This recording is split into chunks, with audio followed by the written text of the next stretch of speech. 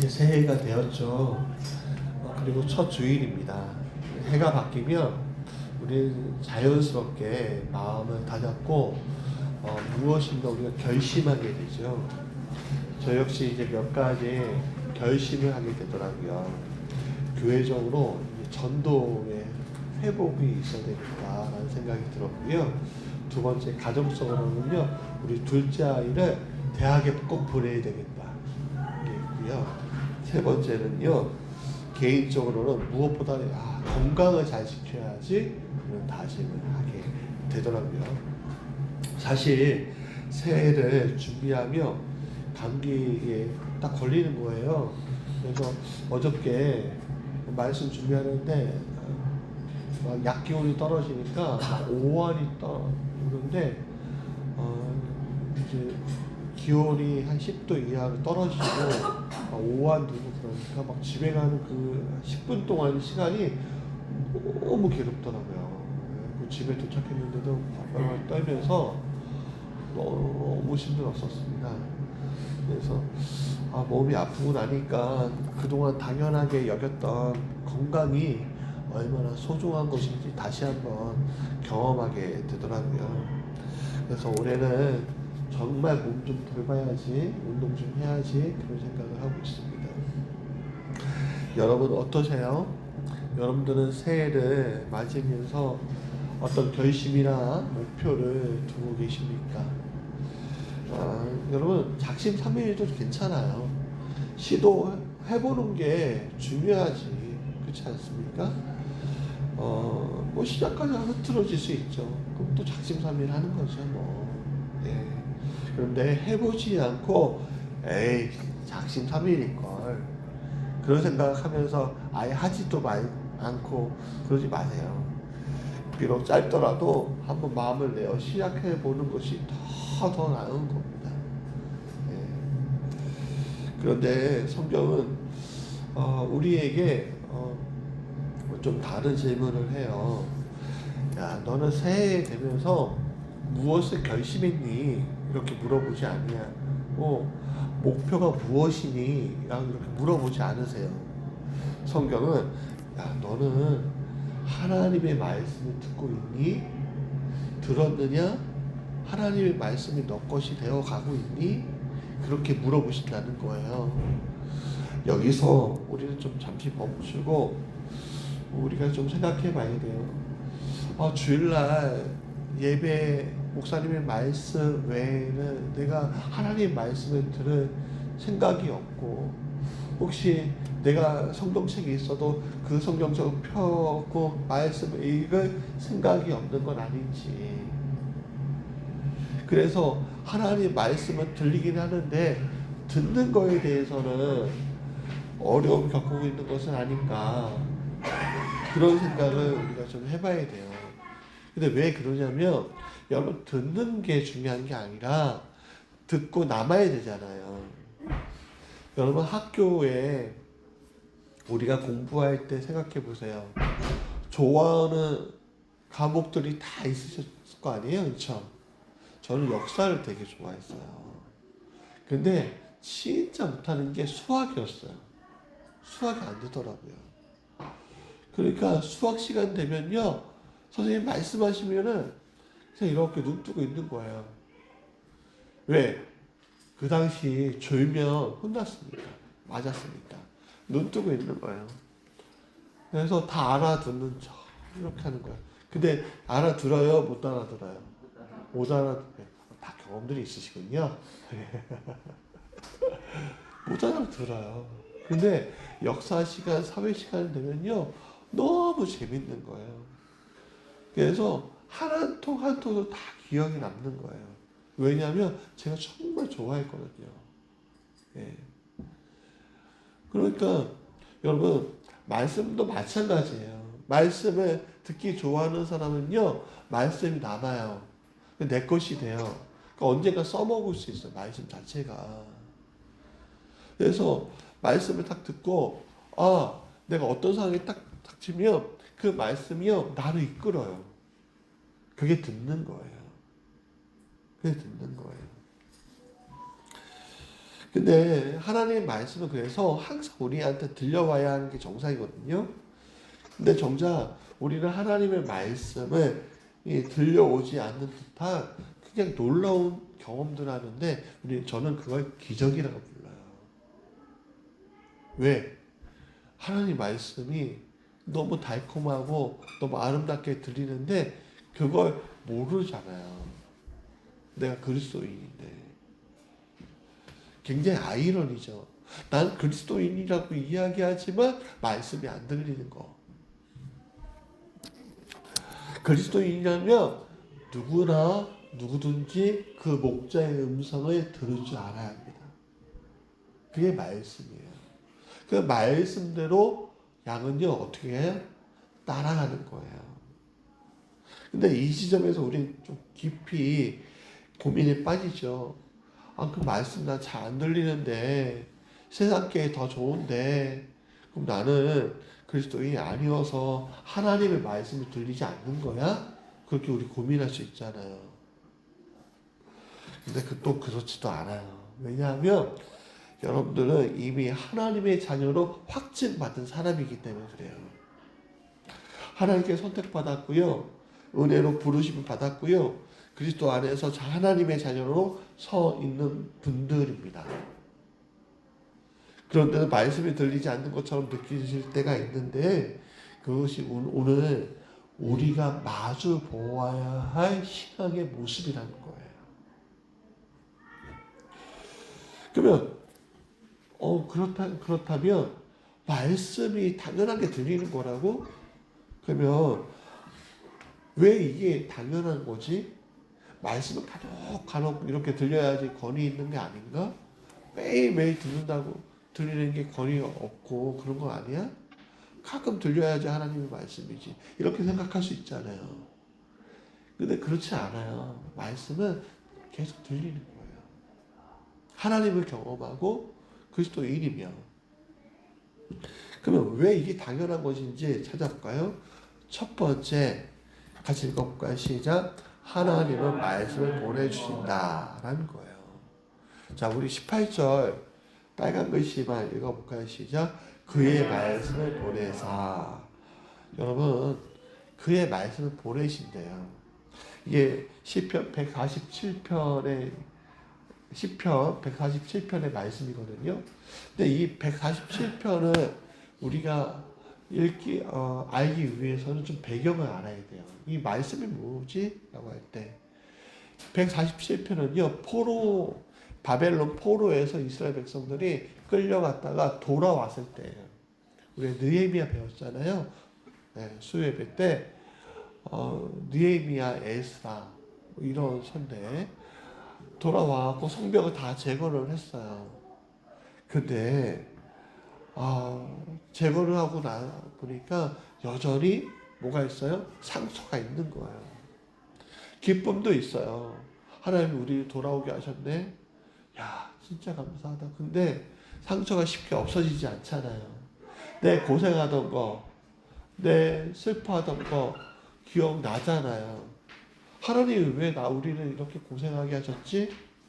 근데 왜 하나님 또 돌아오게 하셨지?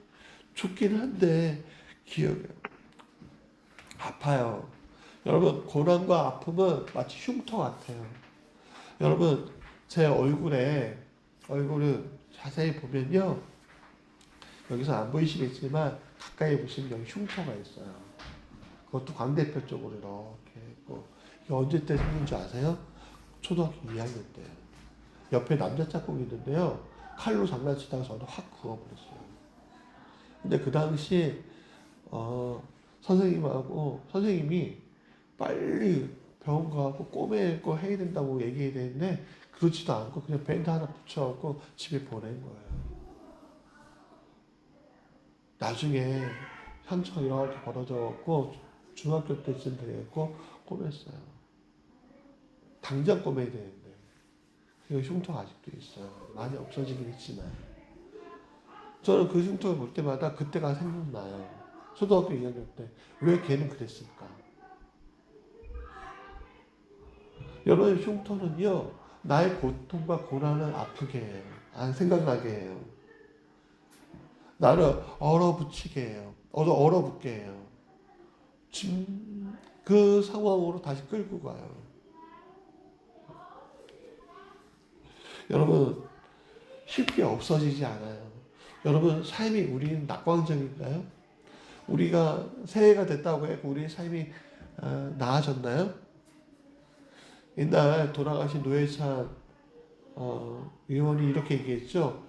삶이 좋아지셨냐고. 살림살이 나아지셨냐고. 그쵸. 새해가 됐는데 살림살이 나아지셨어요? 여러분의 마음이 더 포근해지고 그러셨나요? 그렇지도 않죠. 잘 보이지도 않아요. 그래서 시편에 두 가지 장면이 동시에 나타나는 거예요. 오늘 147편에 하나는 회복의 기쁨이고 또 하나는 아직 녹지 않는 현실이에요. 성전을 세우고 성벽을 둘렀다고 해서 현실은 녹록한가요? 그렇지 않아요. 그래서 시편 기자는 이렇게 얘기해요. 하나님은 상한 마음을 싸매시는 분이고 흩어진 자들을 다시 모으시는 분이다. 그러면 동시에 이렇게 얘기하죠. 자연의 질서, 눈과 소리, 얼음과 바다를 다스리시는 전능하신 하나님. 그 하나님을 나는 찬양합니다. 그렇게 얘기해요. 그래서 여기서 우리가 알아야 될 게 뭐냐면 하나님의 일하시는 방식이 뭐냐 이거예요. 하나님은 어떻게 일하시는 거지? 시편 147편 18절 오늘 말씀을 보면 하나님은 어떻게 일하시는지 나와요. 자, 보세요. 그의 말씀을 보내서 그런 것들을 녹이시고 바람 불게 하신 즉 물이 흐른도다 라고 했어요. 자, 이게 무슨 말일까요? 여러분, 하나님께서 큰 소리로 명령하셨다고 이야기하시는 거 아니죠? 성경은 분명히 이렇게 얘기해요. 말씀을 보내셨다라고 얘기해요. 그러니까 하나님은 일이 있으면 어떤 사건이 있어 막 밀어붙이시는 분이 아니라 말씀을 보내어 역사를 움직이시는 분이다라고 얘기하는 거예요. 쇠와 정우를 가지고서 얼음을 깨트리는 분이 아니라 훅풍을 불어서 녹이시고 흐르게 하시는 분이라는 거예요. 말씀이 거기에서 큰 역할을 하는 거예요. 그래서 말씀인 거예요. 여러분, 오늘 이 자연의 이야기처럼 보이지만 사실 우리의 이야기예요. 우리의 얼어붙었던 마음이 얼어붙었던 우리의 삶의 현실이 뭐가 들어오면은 우리의 삶이 나아진다고요? 얼어붙었던 게 말씀이 들어오면 달라지는 거예요. 여러분, 현실은요, 우리 힘으로 이길 수 없어요.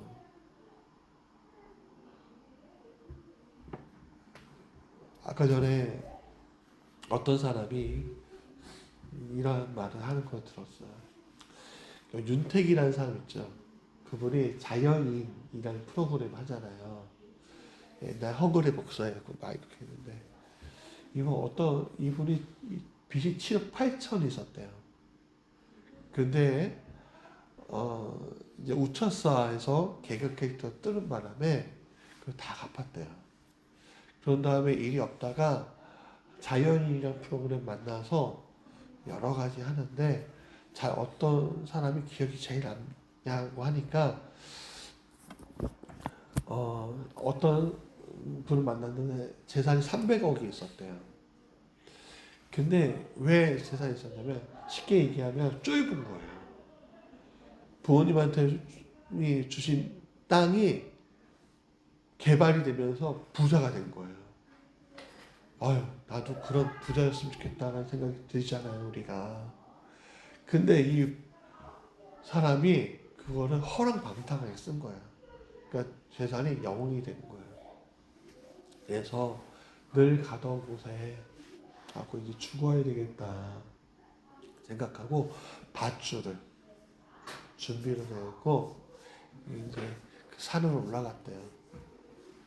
우선 이제 그 밧줄을 나무에 딱 걸고 이제 의자에 올려놓고 밧줄 딱 걸고 딱 하는데 해를 바라보면서 딱 이렇게 죽으려고 딱 하는데 노을이 너무 멋있더래요. 노을이 서쪽을 바라보고서 죽으려고 했어요. 노을이 나는 너무 아름답고 너무 멋있더래요. 그래서 이 사람이 문득 이런 생각이 들어요. 오늘 너무 좋은데 내일 죽을까? 하고서 밧줄을 딱 내고 내일 죽지 뭐 하고서 밧줄을 걸고 노을 이렇게 지켜보다가 산에서 내려왔대요. 그러면서 하루하루를 살게 되더래요.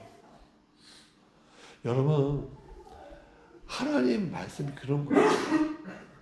내 눈에, 내 귀에, 내 손에 말씀이 딱 잡히잖아요. 요한에서 1장 1절 말씀이에요. 잡히잖아요. 내가 오늘 죽을 것 같은 이 상황들이요 풀려가는 게 느껴져요. 아무것도 안 되는 그 순간들이요 될 것처럼 느껴져요.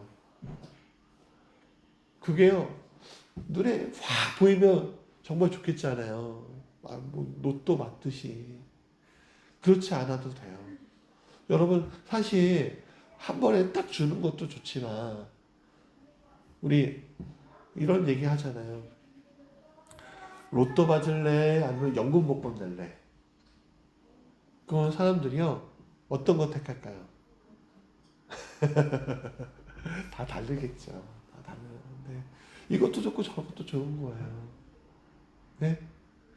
근데 말씀이 한 번에 확 해결될 때도 있지만 또 천천히 내 안에서 움직이면서 그 일들이 일어나고 해결될 때가 있는 거예요. 사랑하는 여러분, 하나님은 우리를 억지로 흔들지 않으세요. 야, 너 괜찮아질 거야. 뭐 이렇게 하면 강하게 흔드시는 것이 아니라 자연스럽게 눈에 띄지 않게 모든 것을 이루시고 계셔요. 여러분 그걸 믿으셨으면 좋겠습니다. 그래서 제일 처음 하시는 게 뭐냐면 말씀을 보내신다는 거예요. 누구한테? 그렇죠. 나한테. 각 사람에게 말씀을 보내신다는 거예요. 여러분 그래서 말씀 읽으라는 얘기를 하는 거예요. 여러분 올해 좀 다짐 한번 해보시고 우리가 말씀 적어도 한 번 정도 통독을 해보자. 우리 이래도 그렇고 찬이도 그렇고 어린 친구들도 마찬가지고 말씀 한 번 정도 통독해보자. 그냥 쭉 읽기만 하는 것이 아니라 이 말씀 오늘 나에게 어떤 말씀이지 하면서 고민하는 시간도 가졌으면 좋겠어요. 그 말씀이 도착하면 이상하게 굳어있던 것들이 풀려져요. 얼어있던 것이 풀려져요. 물론 아직 새해는 차갑고 상황은 바뀌지 않을 수 있지만 성경은 말해요. 말씀은 이미 보내졌다고. 그 보내시는 말씀을 내가 의지할 수 있다는 것만 해도 우리는 벌써 성공한 거예요. 그러면 보내진 말씀이 뭔데 그러냐 설명 이야기하잖아요. 할 수 있잖아요. 질문할 수 있잖아요. 보내진 말씀이 뭐야?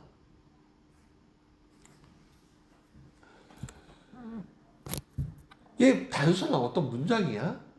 오늘 성경 본문처럼 어떤 문장이야? 교훈이야? 아니면 하나님이 아무개야 너 오늘 저쪽 서쪽으로 가라. 그러면 귀인을 만날 것이다. 아무개야 너는 우리 조전 집사님 무슨 띠예요? 원숭이 띠니까 나무에 매달려 있거라. 그러면 귀인을 만날 것이다. 그렇게 무슨 지시를 하실까요? 아니, 요한복음 1장 1절은 분명히 말해요. 태초에 같이 읽어보시죠. 태초에 말씀이 계시니라. 이 말씀이 하나님과 함께 계셨으니 이 말씀은 곧 하나님이시라라고 얘기해요. 그러니까 요한은 이 사도 요한은 이거 적으면서 이렇게 얘기하는 거예요. 설명하는 것이 아니라 말씀이 하나님입니다 라고 딱 정의해 버려요. 뭐라고요? 말씀이 누구예요? 하나님이라는 거예요. 그러니까 말씀을 보내줬다는 것은 하나님 자신이 야, 너 진짜 나무에 올라가야 돼. 너 진짜 서쪽으로 가야 돼. 그게 아니라요. 하나님의 존재와 하나님의 뜻이 그대로 우리한테 들어온다는 거예요. 그게 말씀의 보내심이에요. 그러니까 말씀은 단순히 읽히는 문장이 아니에요. 우리가 성경 백독해도 삶이 안 변한 사람도 많다니까요. 성경 일독해도 일독하지 않아도 돼요. 말씀이 들어온 사람과 들어오지 않은 사람과는 엄청난 차이가 있는 거예요. 제가 예전에 계산제 교회라고 수련 목회자 했던 교회가 있는데 욕쟁이 할머니가 있어요. 욕쟁이 권사님. 그분만 가면 욕을 하는 거예요. 욕을. 근데 그분의 특징이 뭔지 알아? 맨날 말씀 배워요. 여러분 말씀이 된다고 다 변하는 게 아니에요. 말씀이 내 안에 들어와야 돼요. 그러니까 단순히 익히는 문제가 아니라 하나님이 여러분 안에서 계시하시는 거예요. 여러분 부모와 아이의 예를 한번 들어볼까요? 사람들 많은 곳에서 굉장히 사람들 많은 곳에서 우리 아이가 우리 산이나 강이가 저기 있는 거예요. 그럼 제가 산이야 강이야 이렇게 부르면 애가 들릴까요 안 들릴까요? 이상하게 반응해요. 수혁이나 가은이도 마찬가지일 거예요. 이상하게 반응해요. 왜 그래요? 아이는요 엄마 아빠의 음성을 알아서 그래요. 이게 똑같은 거예요. 양은 목자의 음성을 알아듣는 데잖아요. 형성된 관계가 있기 때문에 알아듣는 거예요. 그러니까 하나님의 말씀이 우리에게 의미 있게 다가오는 순간은 새로운 음성이 들려오고가 아니라 이미 주어진 말씀이 이미 여러분들에게 주어진 오늘 말씀 퀴즈 받았었잖아요. 그 말씀이 어쩌면 여러분들에게 의미로 열릴 때가 있다는 거예요. 그게 말씀이 들린다라는 뜻이에요. 그러니까 새로운 계시를 받아서가 아니라 지금 나를 해석하고 나를 부르시고 나를 바로 세우시는 그 순간이 말씀이 들린다는 순간인 거예요. 그래서 요한복음은 한 걸음 더 나가서 이 말씀이 육신이 되어서 우리 가운데 거하셨다 라고 얘기한다는 거죠. 우리 가운데. 자, 그러면 말씀이 어디에 거하신다? 바로 우리 가운데다.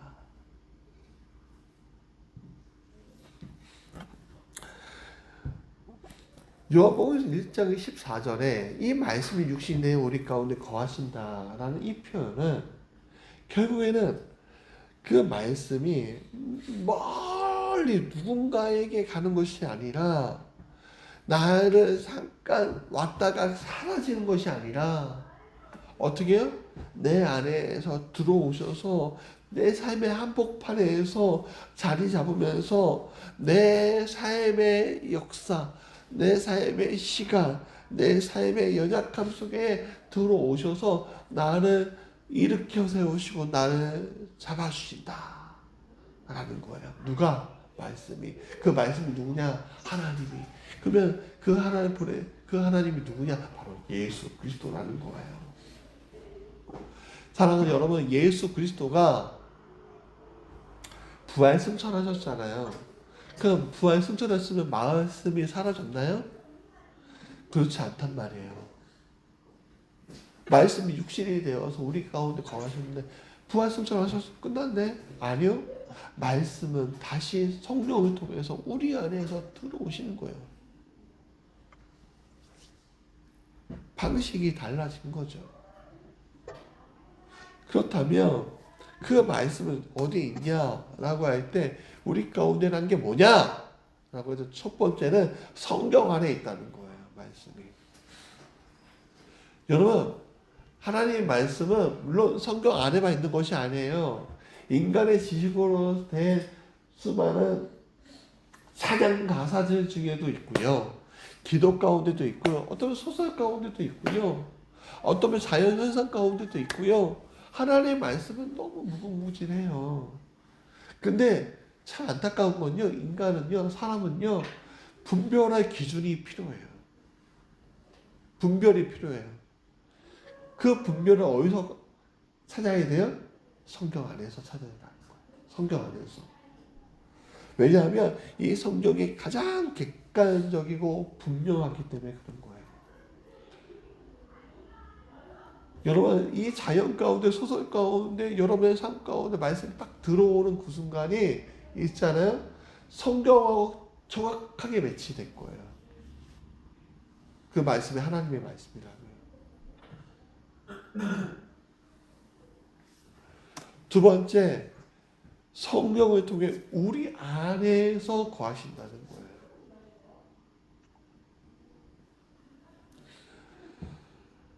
왜냐면 그 말씀이 이상하게 깨달아지는 거예요. 여러분, 성경 얼마나 읽으세요? 성경 좀 읽어보세요. 너무 어려워요. 그러면은 현대어 성경이라는 것도 있어요. 쉬운 성경이라는 것도 있어요. 읽어보세요. 너무 어려운 것부터 읽지 마세요. 내 마음이 힘들 때는요, 시편을 읽으세요. 예수님의 말씀이 필요할 때는요, 복음서를 읽으세요. 삶이 어렵고 힘들면요, 창세기를 읽으세요. 하나님의 기준이 필요할 때는요, 율법서를 읽으세요. 새로운 방법을 구할 때는요, 사사기나 역사서를 읽으세요. 성교적 마음이 생기고 싶으시면 서신서를 읽으세요. 여러분, 말씀 안에 다 들어가 있어요. 근데 그 말씀을 여러분 보시면요, 맨 처음에는 이게 무슨 말씀인지 모르다가요, 깨달아질 때 소름이 끼친다니까요. 제가 대학교 4학년 때였어요. 돈이 너무 궁한 거야. 근데 학교 학보사에서 신춘문예를 하는데 그 신춘문예 이렇게 보니까 1등이 50만 원인가 그렇고 2등이 20만 원 그렇던 거야. 가장이. 야, 내가 그거 저거라도 해봐야 되겠다 하면서 그때 하나님 마음 주셨던 게 니고데모에 대해서 한번 소설 한번 쭉 써봤어요. 딱 썼는데 근데 경쟁이 딱 3명이 붙었는데 그 중에 한 분은 좀 내용이 부실한 거야. 안 될 것 같고 한 분은 고환영이라고 아직도 기억나요. 소설가 이미 데뷔한 분이에요. 나 이렇게 냈는데 웬걸 신문사에서 저한테 연락이 오더니 내용을 올리겠습니다 그러는 거예요. 그래고 감사하다고. 당연히 그분이 1등하고 내 건 좀 짧으니까 내가 그건 신나보다 하고 다니는데 뒤에 이렇게 조그맣게 이렇게 나오거든요. 1등 누구고 2등 누구고. 근데 그때 고양시 이제 주염역에서 잠깐 자취할 때인데 독립문역에서 학교 근처가 독립문역이었거든요. 3호선. 여기에서 이제 주염역 가는데 한 3-40분 걸려요. 하는데 내가 봐도 너무 신기한 거야. 내가 이렇게 글을 이렇게 잘 쓰다니. 근데 가작이래, 가작. 그래서 너무 감사하지.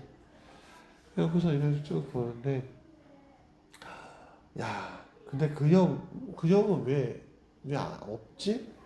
그래도 고한영 목사님이죠, 지금은. 한영이 형님의 그 내용 없는 거야. 그 선배님의 내용 없는 거예요. 이게 뭐지? 이분은 당연히 1등인데? 뭐지? 하는데, 주염역 가까이 왔을 때, 순간적으로 깨달아진 거야. 딱 보니까, 자세히 보니까. 당연히 여겼던 게 아니었던 거야. 내가 당선자가 없는 가자골 1등이었던 거야.